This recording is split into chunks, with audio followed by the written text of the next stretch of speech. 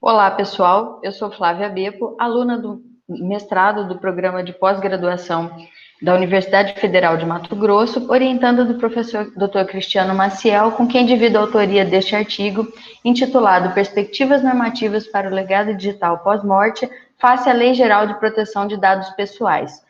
O artigo está dividido em 5 partes, essa introdução, na seção 2 sobre o legado digital e algumas propostas de regulamentação, a seção 3 sobre os aspectos jurídico-normativos da privacidade e proteção de dados no Brasil, após as reflexões obtidas com a pesquisa e, por fim, as considerações finais. O objetivo da pesquisa foi investigar os aspectos da Lei Geral de Proteção de Dados que podem contribuir para o tratamento do legado digital pós-morte e para o tratamento de softwares e aplicações de internet no que se refere a essa matéria.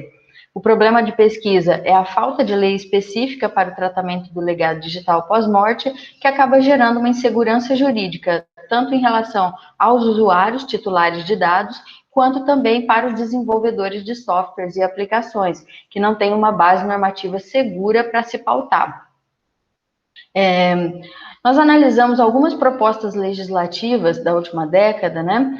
Iniciando pelo PL 4099, apresentado à Câmara dos Deputados em 2012, e que alterava o artigo 1788 do Código Civil e previa a transmissão aos herdeiros de todos os conteúdos de contas ou arquivos digitais de titularidade do autor da herança, ou seja, tudo aquilo que era o acervo digital seria transmitido para os herdeiros. Esse projeto foi arquivado na Câmara e o seu autor, o mesmo parlamentar, tornou-se senador e reapresentou esse projeto no Senado, que ganhou o número de 6468 de 2019, que se encontra em tramitação.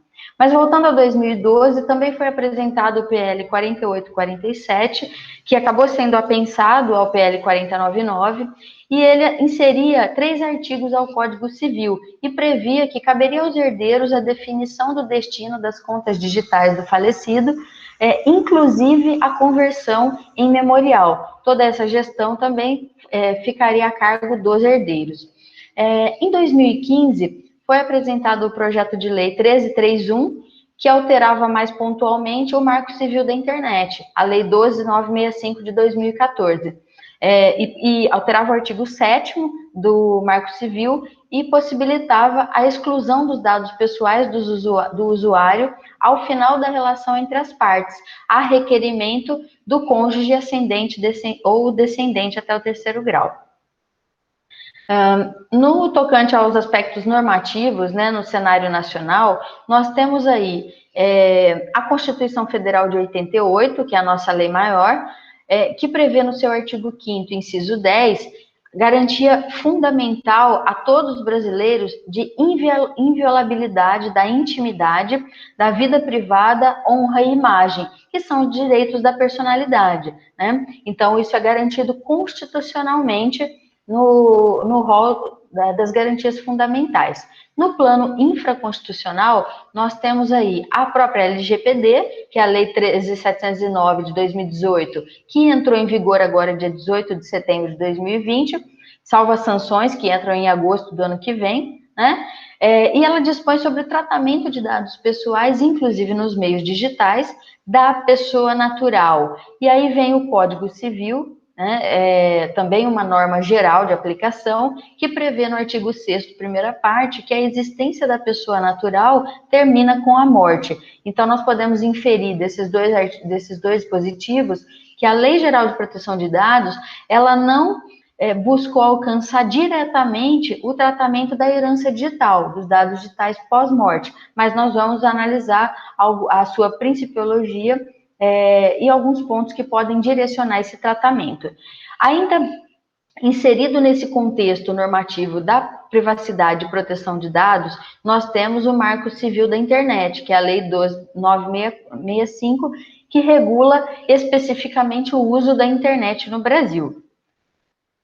A LGPD, em relação aos seus princípios e fundamentos, né, ela traz todo esse arcabouço principiológico, né, e nós partimos do seguinte, da doutrina de Sombra, que, analisando as diretrizes principiológicas para o tratamento da privacidade, da proteção dos dados pessoais, ele parte de uma diversidade cultural e de múltiplos contextos de interação social, né? E vai propor um modelo normativo com parâmetros seguros e flexíveis. Por que disso? Porque a velocidade do desenvolvimento tecnológico, ela é muito maior do que consegue acompanhar as leis e regulamentos. Então, a regulamentação, ela caminha com mais vagar. E, para isso, essa lógica é interessante, né, para manter maior perpetuidade do alcance normativo. Então, ele advoga a adoção de diretrizes principiológicas para contemplar não somente os impactos individuais da privacidade, mas também a expectativa social de proteção. A LGPD, ela traz 5 fundamentos, né? O fundamento da privacidade, da autodeterminação informativa, que nós destacamos aqui, dada a sua relevância e por ser ela um pilar fundamental para a mudança de paradigma desse novo regulamento, né? Além disso, a liberdade de informação, comunicação e opinião, o desenvolvimento econômico, tecnológico e de inovação, ou seja, a LGPD não veio travar ou barrar o desenvolvimento tecnológico, né? Muito pelo contrário, ela veio dar diretrizes para tratar também a proteção da privacidade. E, por fim, o desenvolvimento da personalidade, da dignidade e da cidadania. Nós trouxemos dois princípios norteadores do rol de princípios do artigo 6º da LGPD, que são o princípio da finalidade, né, que para a realização do tratamento, ela depende de propósitos legítimos, específicos, explícitos, tem que estar claro para o titular, e informados, ou seja, ele tem direito de saber, isso tem que ser uma linguagem clara para o titular, né? Eu não posso, por exemplo, coletar determinado dado falando que vai ser para uma finalidade e tratar para outra finalidade. O outro princípio também que pautou aqui a nossa análise é o princípio da necessidade, previsto lá no inciso 3, que significa a limitação do tratamento do dado pessoal ao mínimo necessário para a realização de suas finalidades. Ou seja, se eu alego que eu preciso tratar um dado pessoal para uma determinada finalidade, eu não posso, eu coleto um determinado dado e ele já atende, eu não preciso coletar outros, porque isso seria desnecessário. Em relação a algumas reflexões que nós pudemos extrair dessa pesquisa em relação à LGPD e o legado digital pós-morte, né? Nós verificamos que a LGPD, ela representa um avanço no campo normativo, especialmente no tocante ao consentimento, à vontade do titular, ou seja, ao seu aspecto volitivo, né? Ela reforça a possibilidade de solução contratual do legado digital. Então, por exemplo, nós podemos pensar isso no desenvolvimento de modelos de testamentos digitais nas aplicações, né? E também de opções de consentimento para o tratamento do legado digital. Em consonância aí com o respeito ao consentimento, o respeito à autodeterminação informativa do usuário. E também a LGPD, ela traz, na verdade, esse paradigma de empoderamento do titular, né? E nós abordamos aqui 2 pontos. Em relação ao consentimento, que é uma manifestação livre, informada e inequívoca, ele deve ser expresso, estar em cláusula destacada e ser para uma finalidade específica. Eu não posso configurar, por exemplo, na aplicação ou no software, uma caixinha de marcação lá genérica que eu autorizo indiscriminadamente o controlador a tratar os meus dados. Isso é considerado nulo pela LGPD. E, de outro lado, traz como hipótese de tratamento, como base legal para tratamento de dados pelo controlador, o legítimo interesse. Mas desde que o legítimo interesse ele tem alguns parâmetros, ele permite o controlador tratar os dados, mas dentro de uma perspectiva da proteção do exercício regular de direitos pelo titular, né? Ou para prestação de serviços que o beneficiem, desde que respeitadas as legítimas expectativas do titular.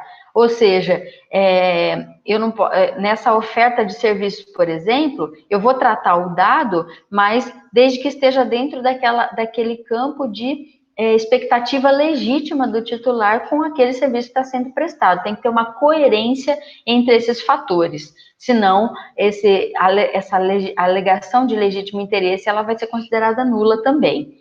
E aí, caminhando para as considerações finais, nós podemos observar hoje a LGPD como um parâmetro normativo, né? Ela é uma norma geral e ela representa um parâmetro normativo central aí de modo a tratar diretamente os dados pessoais de vivos, né? Mas também para orientar decisões judiciais, orientar o tratamento do legado digital pós-morte, né? Tanto quando colocado aí numa hipótese, por exemplo, de contencioso judicial para ser solucionado, e também servindo como um farol para novos projetos de lei que vão regulamentar especificamente a herança digital, né?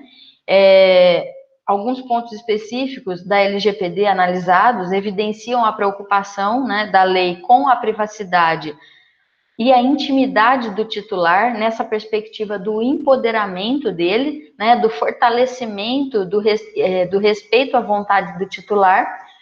Isso fica muito claro no regramento de consentimento e no princípio da autodeterminação informativa.